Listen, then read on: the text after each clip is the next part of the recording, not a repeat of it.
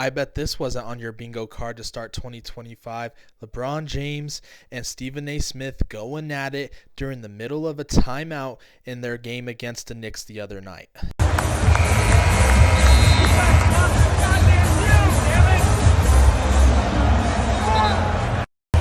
And if you're asking yourself, Hollywood Agent, why would LeBron be going after Stephen A. Smith on a random Thursday night game in LA in early March? Well, that's because if you look back at some First Take episodes, Stephen A. Smith was going absolutely wild, saying the most outlandish stuff about LeBron's son, Bronny James. As a father, stop this. We all know that Bronny James is in the NBA because of his dad. Bronny James is averaging 0.3 points, 0.3 assists, and 0.4 rebounds. Your son is being exposed. It shouldn't have been 2 games he played in, let alone 13. LeBron James, stop this.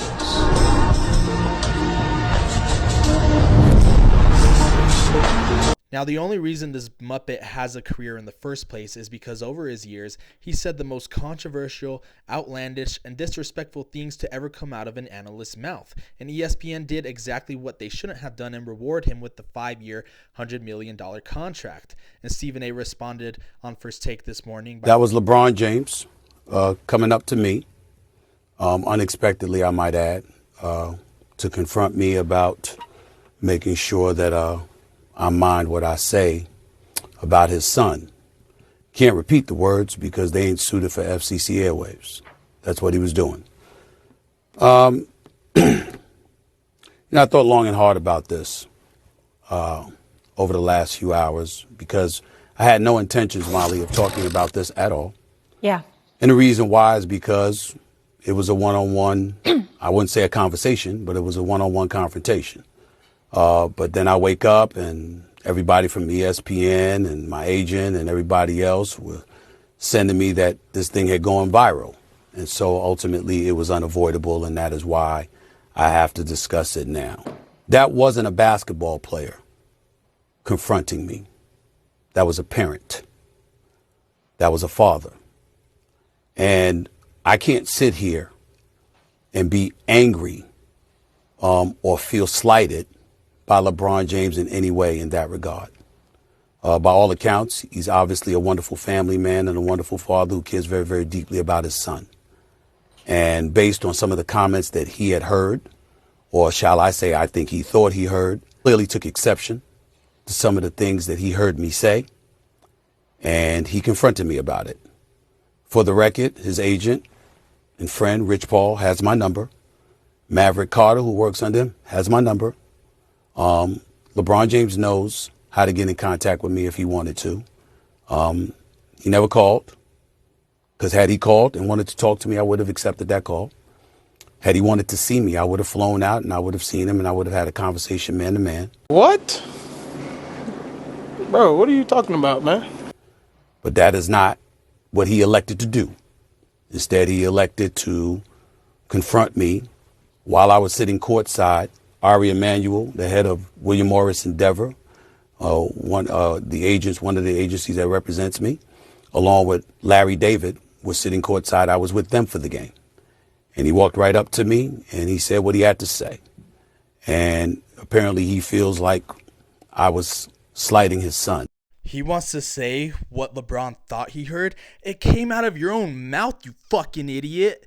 That's number one. Number two, now you want to make face and say, oh, well, Rich Paul has my number. Maverick Carter has my number. Oh, LeBron could have called me anytime and I could have met him. Bro, he confronted you like a man in front of everybody. And what did your Muppet ass do? Not a goddamn thing. You weren't talking wild like you were on First Take next to Molly. No, you were out there being like, oh, yes, LeBron. Sorry, LeBron. I didn't mean it like that. You are the definition of an internet troll finally getting what they deserve. And of course LeBron's not going to hit him. There's thousands of people in the arena, and what's that going to do? It'll make LeBron only look worse. But instead, he confronted you man to man and said, stop it right now, because we all know you're fake and just doing anything for a paycheck. But this is what he had to say on his podcast, totally unfiltered. He didn't have to abide by the mouse on First Take like he does for this podcast that he has on YouTube. People was talking about LeBron called me out my name, or somebody said he called me a bitch. Somebody said he called me a punk and all this. None of that is true. He was fiery. He approached me during the game and he said, "Stop effing with my son. That's my effing son. Stop effing with my son." I said, "What? Nah, man, straight up, man to man. Real talk. Stop effing with my son." And I saw how furious he was.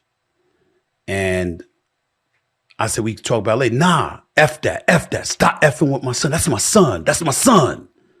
I said, "All right, dog. Fine." And he walked away.